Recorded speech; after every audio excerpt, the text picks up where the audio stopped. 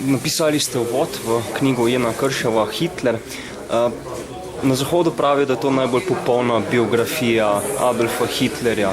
Se bi vi osebno s tem strinjali?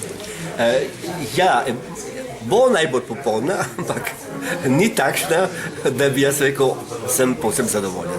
Zaradi tega, ker je avtor vendarle zame spregledal vse tisto, kar se je dogajalo na Balkanu pri nas, pa tudi drugje. V Italiji, recimo v Severni Afriki. Jaz bi želel poudariti, da je narodno-osvobodilno gibanje, partizansko gibanje, imelo večji strateški vojaški pomen, kako si mi predstavljamo. Jaz sem bil sedaj pred kratkim v Londonu, ker sem videl dokumente, ki jih je dobival Churchill na svojo mizo. In sicer so bili to dokumenti nemškega izvora, ki so jih Britanci prestregli in dešifrirali. Vi verjetno poznate to operacijo Ultra s pomočjo stroja Enigma. No, kot pravim, ti dokumenti so zelo pogosto vezani prav na dogajanje na Balkanu, torej pomeni, da za zahodne zaveznike, za Britance in za Nemce same je bilo tisto, kar se je dogajalo na Balkanu, še kako pomembno. Tudi sami ste omenili, recimo že sam obisk Maribora kaže, da je Hitler do Slovencev oziroma do Slovanov pripisoval poseben pomen. Ja, meni se zdi, da je to en izreden pokazatelj, zaradi tega, ker je Hitler, ko je pač zavojeval s svojim blitzkriegom skoraj celo Evropo, šel samo v Pariz, šel je v Varšavo, nisem 100% gotov, ali je šel v Prago, ampak v Maribor je prišel, kar pomeni, da je za njega, za Avstrijca, Maribor bil nekaj pomembnega, nekaj važnega in da je torej občutil to okupacijo kot eno osebno zaloščenje. In je potem seveda tam začenjal uvajati eno politiko uničevanja slovenskega naroda, ki bi se pač nadaljevala, če bi vojna sreča se ne obrnila proti njemu. Zdaj, če gremo mogoče malo na samo Hitlerjevo osebnost, različni pridevniki se pri njemu pojavljajo. Od tega vi ste omenili, da je faliran študent, da je bil prazna osebnost, svetla osebnost, da je bilo lahko do njega vplivati. Po drugi strani pa izjemno karizmatičen, dober govorec, ki je znal pritegniti ljudi. Kje potem, so te kontradikcije pri Hitlerju zelo prisotne? Ja, veste, ni rečeno, da je človek, ki nima lastnosti in ki nima izobrazbe, ne bi znal tudi vplivati na široke ljudske mase, posebno takrat, ko govori tisto, kar ljudje hočejo slišati.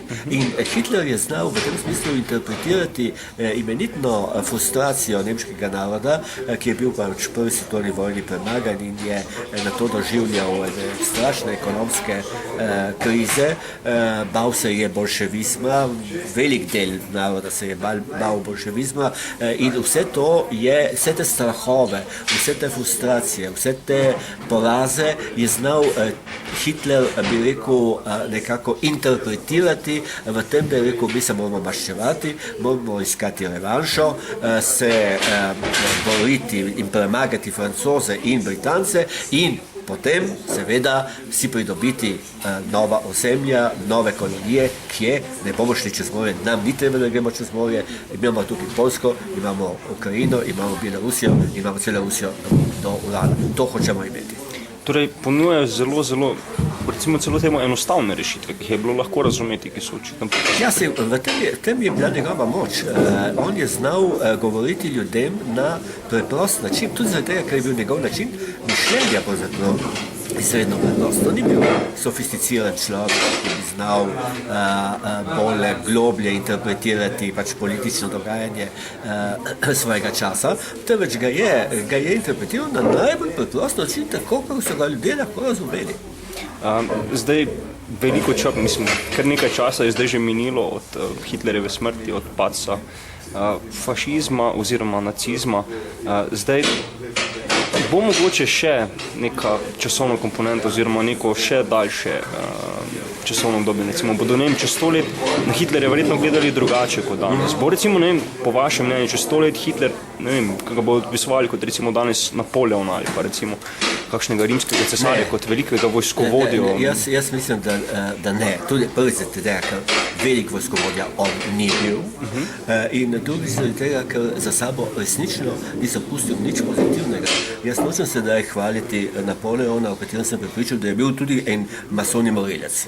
Ampak z druge strani je vendarle zapustil za sabo ideje francoske revolucije. In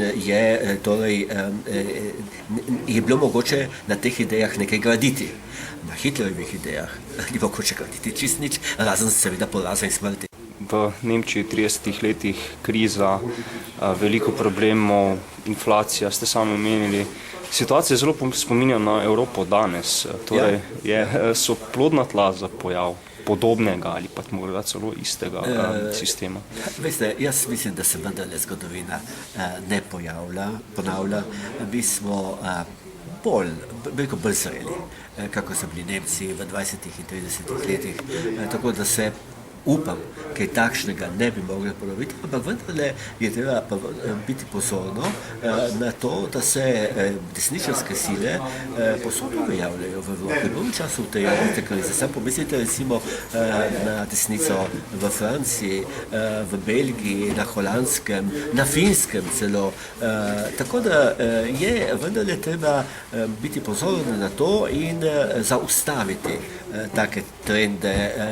Mislim, da so, kar se tega tiče, Nemci dokaj pozorni, čeprav tudi oni ne zadosti pozorni včasih.